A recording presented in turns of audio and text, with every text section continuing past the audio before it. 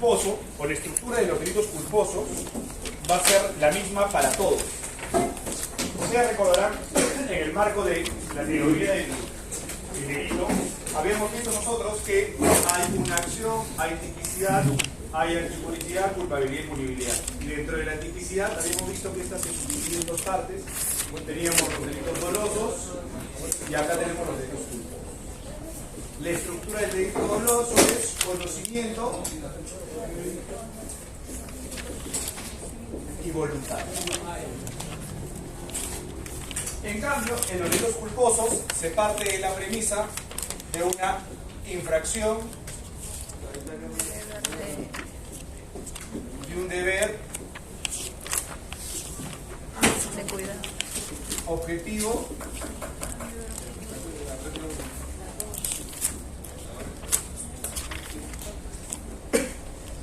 esta premisa va a ser importante porque es la que nos iba a ayudar a determinar cuándo estamos en un delito doloso y culposo. Es más, habíamos visto nosotros que la culpa es una categoría que no significa necesariamente la ausencia de dolo, sino que previamente tiene que haber una infracción de un deber objetivo de culpa. Por lo que en el caso de los delitos culposos yo debo partir por identificar este supuesto. Así, habíamos visto con ustedes la clase pasada, de manera general, todo lo que corresponde al artículo 111. ¿Está bien la numeración? Porque me parece que por ahí hubo un error en la numeración. ¿Sí?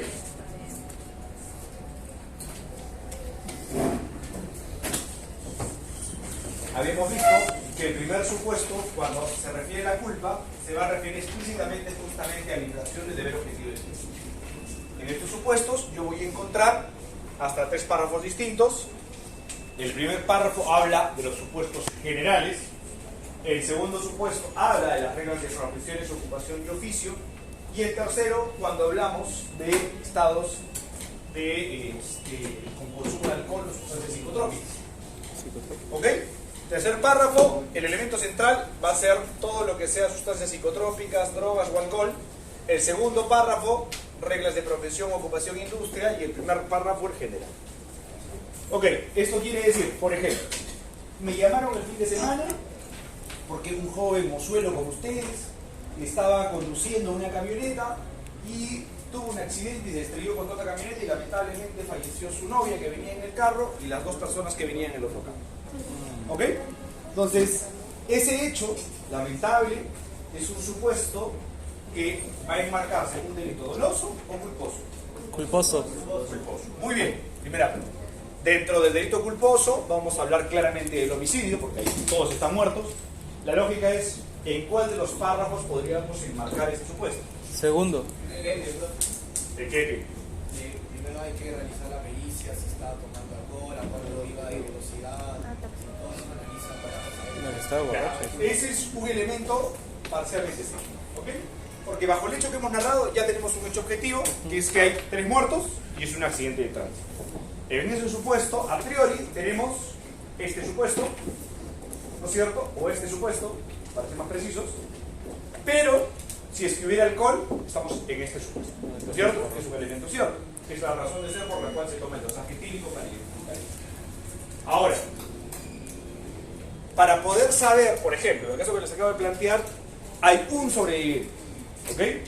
Las otras 3 personas han muerto, obviamente el conductor del otro vehículo ha muerto. ¿Eso me llevaría a la responsabilidad inmediata del conductor que quedó vivo? Es que depende, profesor. ¿Qué? Depende de los hechos. ¿Por Por, qué? porque imaginemos que él estaba en su línea, pasando la línea verde, pero el otro se pasó a la línea roja y se chocaron por eso. Efectivamente, ¿no es cierto? Para poder saber, en el caso de la responsabilidad de un delito culposo, tengo que identificar cuál es el deber objetivo de poder infringir. Para eso se hace un informe que hace la Policía Nacional en el cual establece cuál es el elemento determinante de un accidente de tránsito.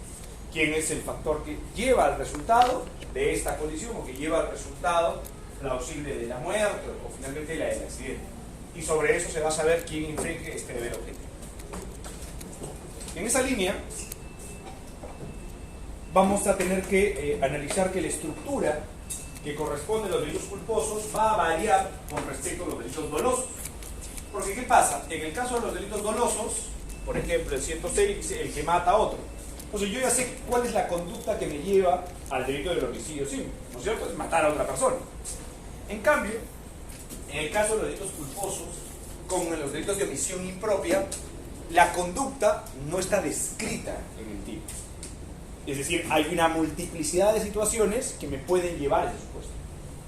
Es por eso que es más fácil que cualquiera de nosotros incurra en un delito culposo que en un delito doloso. Porque cualquiera de nosotros podría terminar infringiendo un deber objetivo de cuidado sin notarlo. ¿Por qué? Porque los deberes objetivos de cuidado, según la regla de profesión, industria u oficio, son deberes que se presume debo saber. ¿Esto qué significa? Imaginemos por un momento que esto no es una clase de derecho penal, sino que es una clase de medicina. Y el día de hoy vamos a explicar las razones por las cuales, al momento de operar los pólipos, creo que se había comentado en la clase pasada, ¿no es cierto? Los pólipos que están aquí, acá está el cerebrito, que hay una acá. Y vamos a enseñar cómo es que yo debo retirar esto sin lesionar esto. Y resulta que su compañero, que no se pierde una sola clase, hoy día paga. Y entonces su compañero no va a saber cómo es que retiramos los pólipos sin dañar la parte posterior. Mañana opera, y al operar, lesiona esta. Él va a decir, pero es que lo que pasa es que yo no fui a esa clase. Yo no sabía que esto tenía un protocolo que decía que teníamos que cuidar esta capa. No puede, porque el solo hecho de ser médico le da la obligación de saber ello. ¿Ok? Es por eso que es fácilmente concurrir en un delito culposo, porque las conductas que me llevan a los delitos culposos no están descritas.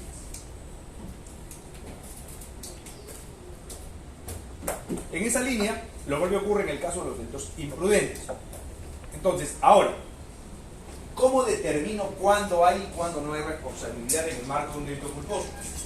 Yo necesito previamente identificar la existencia de una relación de causalidad. Esto es, cómo es que el incumplimiento de mi deber objetivo de cuidado me lleve a ese resultado. Por ejemplo, en el mismo caso que les planteé hace un momento, el accidente. Resulta que, supongamos, que uno de los vehículos no tenía las direccionales operativas. ¿Ok? El Reglamento Nacional de Tránsito dice que deben estar operativas. ¿Está infringiendo un deber? Está infringiendo un deber. Pero si choca, ¿esa infracción de ese deber lo convierte automáticamente en responsable de la muerte de las otras personas? ¿Sí o no? ¿Qué dice? Sí, porque eso. No. Porque tendríamos que demostrar el nexo de causalidad. Esto es, por ejemplo, no tener direccionales lleva al resultado muerte. No. ¿De qué depende? Del accionar. Exacto, porque a ver, ¿qué pasa si en efecto el accidente se produce cuando yo intento sobrepasar otro carro y yo, para sobrepasar otro carro, necesito sacar mi direccional que voy a salir, ¿no es cierto? Y claro, si el accidente se produce en una situación de esa naturaleza, se hay nexo de causalidad. Pero si finalmente yo estoy yendo por mi vía y el otro vehículo, como dice tu compañero, cruza la vía y colisiona conmigo, yo no estoy en el supuesto, por más que mi vehículo no esté operativo. Entonces tengo que identificar así que hay una relación de causalidad entre la conducta omisiva o la conducta que haya infringido ese deber de cuidado con respecto al resultado. Si no hay ese nexo de causalidad, no vamos a encontrar el supuesto culposo. Por ejemplo, recuerdan que yo les conté el caso de los pólipos, ¿no es cierto? ¿Se acuerdan o no? Sí. Ya. Si es que yo no logro demostrar que era previsible y evitable esta situación, esto será un caso fortuito y no podrá ser punido. Entonces yo necesito acreditar que esto era previsible desde la perspectiva del médico al momento de generar la operación. Si es que no podemos generar esa relación de causalidad entre la conducta y el resultado, es un caso fortuito.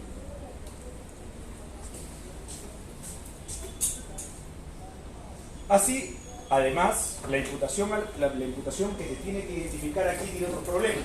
¿Por qué? Porque aquí es mucho más sencillo en los delitos dolosos. Porque recordarán que el dolo tiene los dos elementos, conocimiento y voluntad. ¿Conocimiento de qué? De la conducta. Tibio. El delito que va a realizar. Tibio. ¿Conoce que su hecho es punitivo? ¿Su conducta es punitiva? No, punible. conoce los elementos objetivos del tipo. ¿No es cierto? Conocimiento de los elementos objetivos del tipo.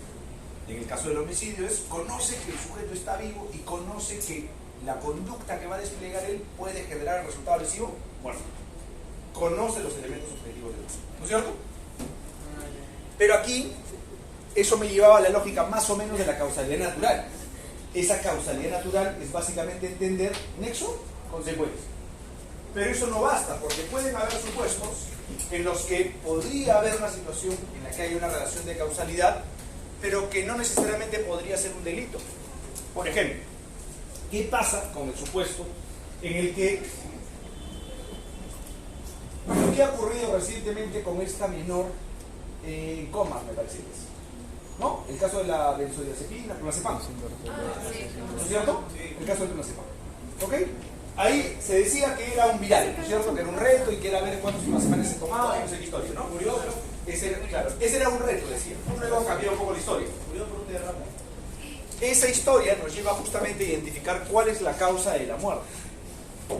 Primero, ese hecho tiene dos ciclos. La primera historia era que había un reto y el reto era más o menos, oye, a ver cuántas pastillas te tomas y finalmente la chica se las ha tomado.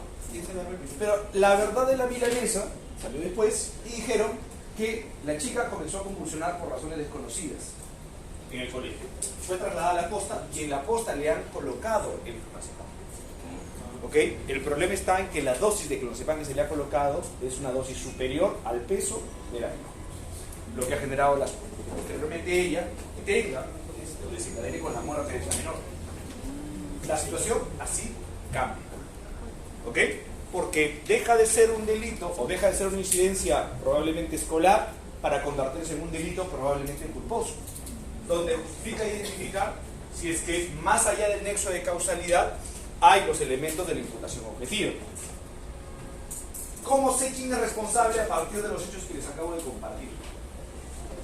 ¿Cuál es su fuente? ¿Qué? ¿Cuál es la fuente? La fuente es medios periodísticos, TikTok. Así que, a ver, ¿qué dicen? ¿Cómo determino quién es responsable de la muerte de la menor? El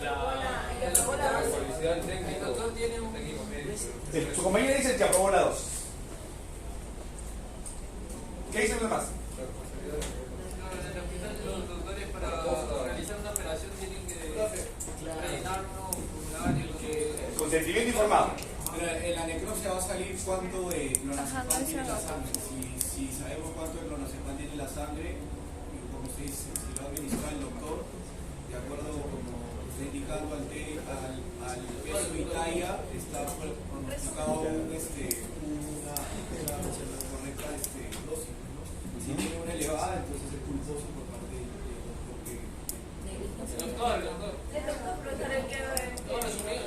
Depende. La respuesta correcta siempre es depende. Como dice el compañero, dependiendo, porque si la dosis de clonazepam que tiene es elevada, ha sido suministrada después de las conclusiones, entonces es un delito culposo por parte del doctor. Bueno, y también en parte por la persona, ¿no?, que firma, como dijo la compañera, habría que evaluar eso. Tibio. ¿Qué pasa? Justamente es aquí donde viene la imputación objetiva. ¿Por qué viene la imputación objetiva? ¿Qué es lo que complejica o termina complicando los delitos culposos? Porque voy a partir por identificar la creación o no de peligros jurídicamente desaprobados. Y luego verificar si la creación de este peligro genera el resultado dañoso. Entonces, yo necesito saber cuál es la creación de este peligro. Aterrizando en los hechos, ¿cuál es la conducta que genera peligro? ¿Sobrepasar la dosis? Sobrepasar la dosis, no necesariamente. Porque ¿Hay la algo dosis- previo a sobrepasar la dosis? Administrar medicinas sin administrar Administrar medicinas. ¿Ya? Lo demás, sobre. Ahora me explico por qué. ¿Ok? Entonces, el hecho objetivo es administrar medicinas. Perfecto. Hasta ahí tenemos que este hecho es un riesgo jurídicamente desaprobado o aprobado. Desaprobado. ¿Mm? Desaprobado. Está aprobado, ¿no es Está cierto? aprobado. Porque claro, el médico puede disponer que se administre medicina. ¿Dónde viene el problema? Que en el marco de los profesionales de la salud hay una secuencia de pasos. El médico no coloca medicamentos. El médico ordena los medicamentos y la enfermera es la que coloca los medicamentos. Entonces, esta menor ha tenido que suministrarle un medicamento. ¿Quién es responsable? La enfermera que coloca el medicamento, el médico que lo ordena. La enfermera. Depende de la hora. ¿Cómo así?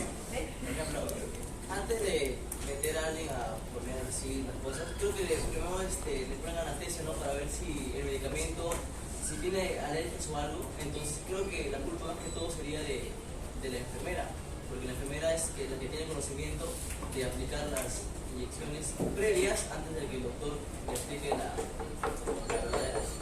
Más o menos, vamos por ahí. Profe, Entonces, justamente para resolver estos inconvenientes, surge en nuestro favor la teoría de la imputación objetiva. Y me va a regalar 5 categorías en las que yo voy a poder identificar cuándo hay imputación objetiva.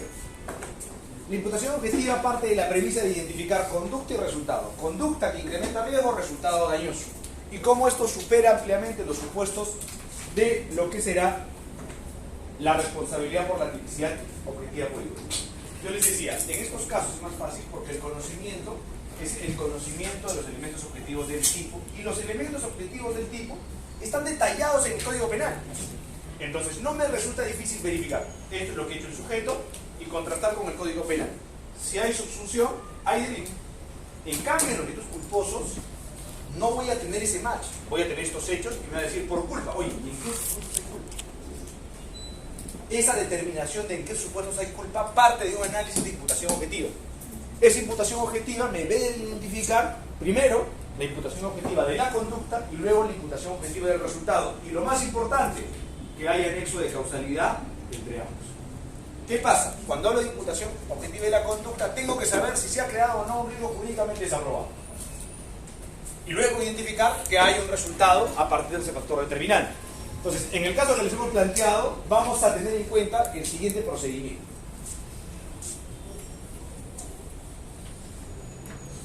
El procedimiento es el siguiente. Un paciente llega a emergencia. En emergencia va a ser atendido por el señor vigilante. El señor vigilante le va a decir, señora, espere, ¿no es cierto? Y luego lo va a recibir una enfermera. Esa enfermera... A ver, los enamorados. Cuando han ido al hospital, ¿cuál es la atención? ¿Cómo funciona la atención? Te recibe. ¿Qué más? A ver, síganos narrando. A ver. Te preguntan. Ya, a ver, ¿quién te recibe? Pero depende, ¿emergencia o...? Emergencia. Ah, emergencia. Sí. Vas, hay un tipo, un recepcionista, ¿no? Que te dice cuál es, y depende del mal que tengas, te manda ¿A dónde te mandan? al consultorio. Pues, ¿Al consultorio con quién? con el doctor. ¿De frente pasa al doctor entonces? No, con el general, médico general. ¿Primero pasa con el médico general? No, a ver, su compañera, de repente, a ver, ¿usted? ¿Cómo? ¿Usted va con eso?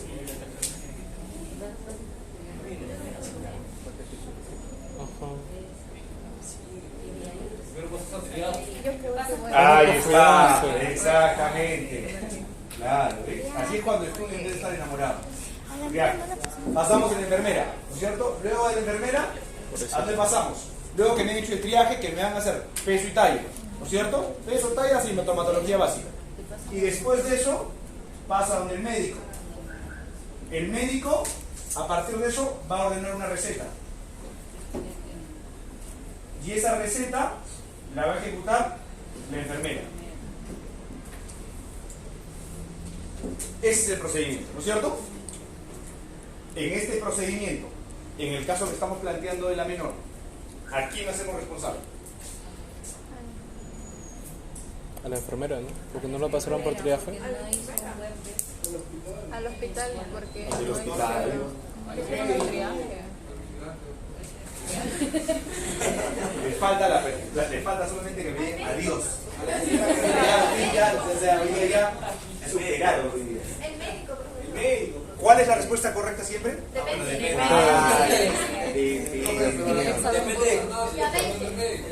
Por eso la respuesta depende. ¿Por qué depende? Porque, a ver, el único que sale fuera de cualquier asunto es el vigilante. ¿Ya? Pero depende de los accionantes, de cómo accionó cada uno en su labor. Exacto. Porque, ¿qué pasa si mi enfermera de triaje ese día estaba con resaca y entonces cuando vio así la dijo, ya pesa, ¿cuánto le sigues, hija? Ah, ya, 15 años, ya los niños de 15 años pesan 40 kilos, listo. Pero la chica pesaba 30. Ya, y sabes que, ya esta chica así ya debe medir 1,30 m, cuando en realidad medía 1,10 m. Con esta información llega el médico. El médico la ve y le dice, para una niña de este peso y de esta talla, hay que darle 2 gramos del medicamento. Con ese dato, le ordena y le da a la enfermera y la enfermera le coloca el medicamento. ¿Quién es responsable? La enfermera de triaje. ¿Cierto? De triaje. Pero ¿qué pasa si esto cambia? Ella cumple con el dato correcto. Y le da el dato correcto y se lo da al médico. Y el médico hace un mal cálculo matemático, se olvida la calculadora y le da un valor mayor, más de la dosis. ¿Quién es responsable? El médico. O finalmente, el médico da la dosis correcta, pero la enfermera hace el mal cálculo al cargar el medicamento. ¿Quién es el responsable? La enfermera. ¿Se dan cuenta? Entonces, ¿cómo determino esto?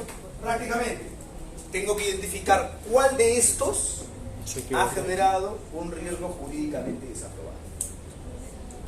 Si ustedes se dan cuenta, ninguna de estas conductas que hemos visto aquí está en el Código Penal. El Código Penal dice, el que mata por culpa, el que muere por culpa. ¿No es cierto? Estas conductas no están descritas. Equivocarme en la dosis. Lo que estamos exigiendo aquí es que ellos cumplan con su deber objetivo de enfermera, de médico, de enfermera. Y para ello vamos a identificar los 6 criterios de la imputación objetiva. 5 criterios de la imputación objetiva. Estos 5 criterios de la imputación objetiva van a ayudarme a poder determinar estos supuestos. Ahora, ¿podría haber un error en cadena? Sí. ¿Podría en este caso, bajo el error de la enfermera de triaje, ser responsable también el médico y la enfermera? Sí. ¿Qué dice?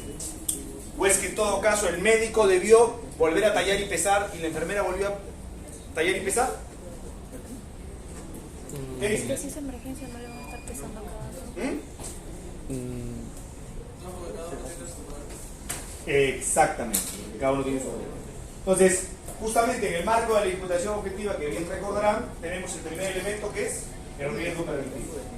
En la medida que la sociedad ha admitido y tolera determinados riesgos, y yo no me aparte de estos, no hay ningún tipo de responsabilidad. Si es que el vigilante, por ejemplo, incrementó en algo el riesgo, no. Por ende, su conducta es alta. Entonces, en los casos normales, regularmente de tipos dolosos, es más fácil hacer el match a partir del conocimiento, porque tengo que verificar básicamente los hechos y sobre los hechos ver si es que hay una subsunción. En cambio, en los delitos culposos, para identificar el deber objetivo de cuidado, tengo que analizar este tipo de conductas, estas categorías. Preguntarme si es que alguno de los sujetos o el agente al que le imputo ha superado el riesgo permitido. Si es que ha superado el riesgo permitido, entonces vamos a hacer referencia a que se trata de un supuesto en el que vamos a poder imputarle. O podemos identificar los supuestos de disminución de riesgo. Por ejemplo, esto de aquí es cuando estamos en los supuestos de una emergencia. Pero ¿qué pasa cuando estamos en una urgencia? Como el caso de la chica. El caso de esta chica llegó convulsionando. La chica convulsionando, le digo, un ratito, deja de convulsionar, te voy a pasar triaje, te voy a medir, tallar. Eso no se hace, ¿no es cierto? O sea, de frente va a la camilla y se le coloca lo que se le puede. Y se acabó la historia, ¿no? En ese caso, ¿hay responsabilidad o no hay responsabilidad? ¿Cómo funciona? ¿Qué dicen, chicos? Debe existir un protocolo, ¿no? Debe existir un protocolo. Perfecto, muy bien. Debe existir un protocolo. Y ahora, ¿cómo sabemos cómo funciona ese protocolo? Porque ese protocolo finalmente va a establecer una serie de roles. Pero ese rol termina excluyendo o termina en todo caso identificando responsabilidades de cada una de las partes. Exactamente. Termina identificando los roles que van a tener cada uno de ellos. Y es así como surge uno de los principios más importantes, que es el de confianza. ¿No es cierto? Algo así como el amor. ¿No es cierto? Yo confío a ciegas lo que hace la otra parte. ¿No? ¿De qué se ríen? ¿Algo así no es? Entonces, la lógica del principio de confianza parte de la premisa de aquellas profesiones, oficios o trabajos en los que se requiera distribuir roles. Entonces, obviamente, por ejemplo, aquí tenemos una distribución de roles. Y esta distribución de roles justamente es decir, oye, yo como médico no voy a dudar lo que ha hecho la enfermera. Y la enfermera no va a dudar lo que diga el médico. No debería. Por lo cual, ¿qué pasa, por ejemplo? La enfermera mira la receta y dice, el médico se ha equivocado, esa no es la dosis correcta. ¿Hay delito o no hay delito? Me refiero respecto a la enfermera. En el caso que hemos planteado de la niña, el médico se equivoca y le da más dosis de la cuenta. La enfermera lo recibe y verifica. Dice, se equivocó el médico. Problema el médico. Le coloca el medicamento. ¿Hay responsabilidad o no hay responsabilidad? Sí, porque era consciente. ¿Sí? ¿Qué delito hay? Principio de confianza. Hay una imputación objetiva de su conducta. ¿A qué delito? Homicidio ¿Por qué no hay? Si la cambiaría a su propio criterio, ahí sí debería decir, porque estoy cumpliendo con el derecho. Exacto.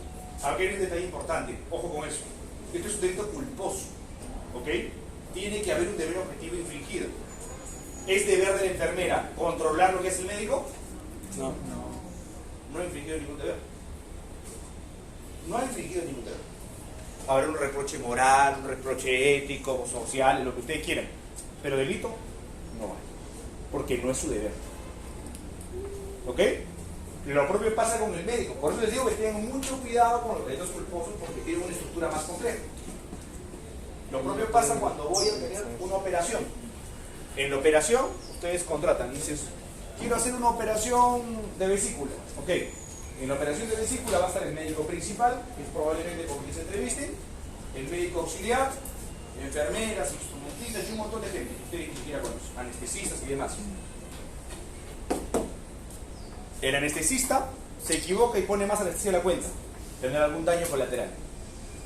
¿El resto podrá tener responsabilidad por eso? No. Porque no está dentro de su deber controlar eso. Entonces tengo que identificar el ámbito de competencia de cada uno de estos. Entonces aquí vamos a decir que ella actúa dentro del marco de su riesgo permitido. Su riesgo permitido es lo que la ley le habilita a que ésta pueda ejecutar. Y su ámbito de competencia es ese. Otro supuesto de la imputación objetiva es la disminución del riesgo. Cuando yo tengo algunos deberes, tengo una lógica de autorizar para poder generar ciertos riesgos, pero además disminuyo la posibilidad de riesgo. Caso típico, yo manejo mi vehículo, la vía expresa me dice que la velocidad máxima es 80 km por hora y en lugar de manejar a 80 manejo a 60. ¿No es cierto? No solamente estoy dentro de un riesgo permitido, sino que estoy haciendo alguna acción para disminuir el riesgo. Esto es, si luego alguien me colisiona, me choco con otra persona, yo he disminuido el riesgo permitido que tengo, lo cual va a ser valorado cuando hay un conflujo de riesgo. Y hemos visto el principio de confianza y luego tenemos el supuesto de la prohibición de regreso. El supuesto de la prohibición de regreso justamente parte de la premisa de la imposibilidad de retroceder en el tiempo, de poder prever un resultado o un riesgo no permitido. Caso típico del taxista. El taxista que conduce su vehículo, hace servicio de taxi, lo para a un pasajero y el pasajero le dice, quiero que me lleves a tal sitio, sin saber que el pasajero lleva 30 kilos de pasta base de cocaína.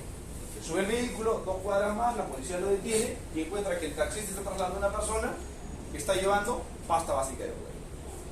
Por lo cual, el taxista está en el supuesto del tipo de tráfico ilícito de drogas. En esa lógica, como está en el supuesto, podríamos decir, oye, bajo un análisis de tipicidad objetiva pura y dura, vamos a estar en esto. Sin embargo, esto se conoce como prohibición de regreso porque partimos de la premisa de una conducta neutral. Esa conducta neutral significa que yo no me aparté de mi riesgo permitido, por lo que no se me podría dar ningún tipo de imputación. ¿Qué es el caso claro del vigilante? El vigilante aquí no se aparta de su conducta. La enfermera no se aparta de su conducta. La enfermera, por más que sabe que la dosis es incorrecta, ella sigue haciendo su función. No se aparta de su conducta. Prohibición de regreso. Y finalmente, y el más importante quizá, o también a evaluar, es el caso de la imputación a la ley. ¿No es cierto? ¿Eso vimos la clase pasada o no? No. Imputación a la ley. Resulta que yo estoy feliz porque hay un caso el día de ayer Y entonces les digo, chicos, como estoy tan feliz, además de los normales del examen, los voy a invitar a celebrar conmigo esta noche en tal sitio. ¿Ok? Nos vamos todos a celebrar, nos embriagamos absolutamente todos, yo completamente alcoholizado. Les digo, chicos, por si acaso, así alcoholizado que estoy, puedo llevarlos a cada uno de ustedes a su casa. ¿Ok? Ustedes, viendo que yo estoy en un estado completamente alcoholizado, suben al vehículo, avanzamos 2 cuadras, nos estrellamos y quedan cuadrapléjicos. La pregunta es, ¿yo tendría algún tipo de responsabilidad penal por las lesiones o las muertes que se generen? Sí, ¿Qué dicen ustedes? sí, profesor. No, porque eso es lo que se conoce como imputación a la ley. ¿Por qué? ¿Por qué? No, exactamente. ¿Por qué? Porque ustedes con total libertad y conciencia han dispuesto el bien jurídico de sus vidas sabiendo que era previsible el resultado que podrían haber muerto. A mí me podrán procesar y condenar por el delito de conducción y estado de ebriedad, pero no por el delito de homicidio o lesiones. Y eso es... ¿Solamente usted está ebrio o todos? Todos. Ahora, claro, ahí vendría justamente la segunda parte, ver el nivel de conciencia en los que se encontraban ustedes. O sea, finalmente, ¿qué tanto nivel de conciencia puede tener la persona que se sube a que sea llevada por una persona que está alcoholizada? Y aquí, justamente, para analizar un poco ese caso, nos vamos a detener y nos vamos a ir a grupos para ver el siguiente caso.